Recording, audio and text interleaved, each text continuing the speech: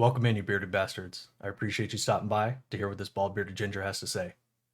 Go down, hit that sub button, and hover over that like button. When you hear something you like, smash it. Honestly, you just being here is a massive support to the channel, so thank you. Now let's get into it.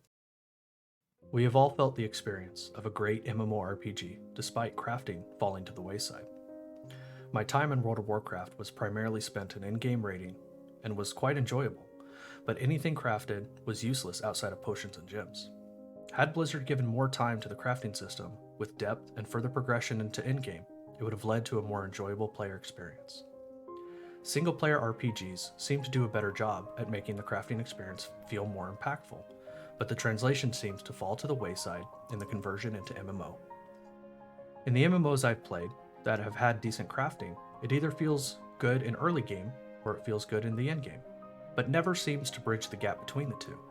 If only MMO developers would put more effort into their crafting system, it would be a net positive on the player experience as a whole, and here's why. As it pertains to Ashes of Creation, we know that the current estimated time to reach max level is near 225 hours. When you have such a long time to achieve a max level character, every level matters. Even more so, every gear upgrade can have a huge impact on player power. With this currently being the case, getting that main hand or chess piece upgrade has a big impact on whether you are able to complete content such as questline end bosses or open world dungeons. Barring that the content is tuned appropriately, of course.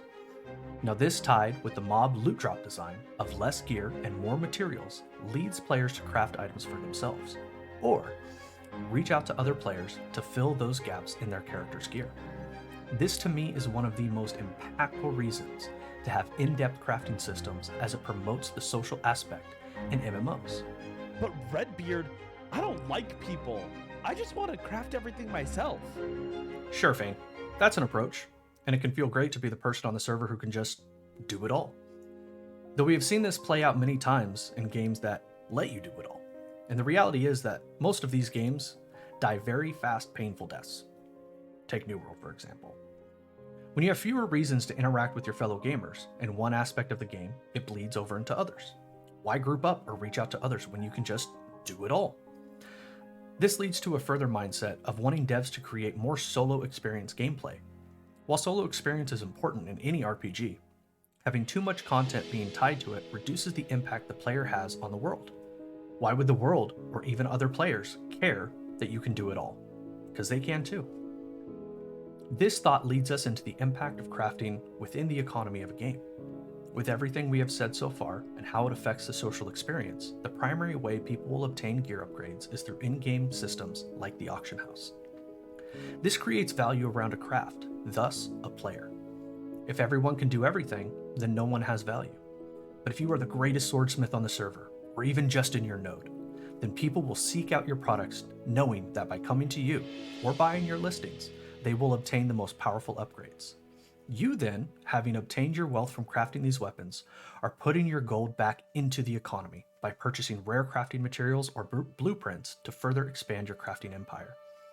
All the while, another player is the best armorsmith, who has even you, as the greatest swordsmith, reach out to them to obtain the other items you need to fill out your character, repeating the cycle of gold into the economy. The individual value of your reputation as the greatest in a certain craft can be just as, if not more valuable, than the gold itself. Everyone loves the little ego boost of being really good at something, even if it's within a niche. Now, an important and maybe controversial part of crafting within Ashes of Creation is that the progression of your artisan skill could be slightly time-gated by the progression of the node if you are on the bleeding edge of artisan progression. Though the word time gate is not usually looked at in the positive light within MMORPGs, I would like to put forth these thoughts. Having artisan progression gated by the node advancement would help the world feel more alive and reactive to the players. Remember, we just got to Vera, after the collapse, and are starting from scratch. Entering into new lands and building up from nothing takes time, and learning the skills to advance your artisan profession may be locked behind knowledge that was thought lost to time. Then, as the nodes advance and their libraries become more comprehensive, you are able to learn the secrets of mastering your craft. Node progression being a gate also incentivizes players to explore other aspects of the game. having to wait for the node to upgrade? Well, get out there and make an impact on that progression by completing quests or gathering within the node's zone of influence. Though most gamers don't want to be told how and what to do with their time, this approach feels more natural, and honestly, it just makes sense in a large scope of the game. Wrapping things up, I want to hear about the games you've experienced. In the comments below, tell me about some online or solo RPGs that have great crafting systems. And also tell me about any concerns you have with the current direction of crafting in Ashes of Creation. Thank you to all the new subscribers and joining the Bearded Bastards to play, review, and react to all things gaming.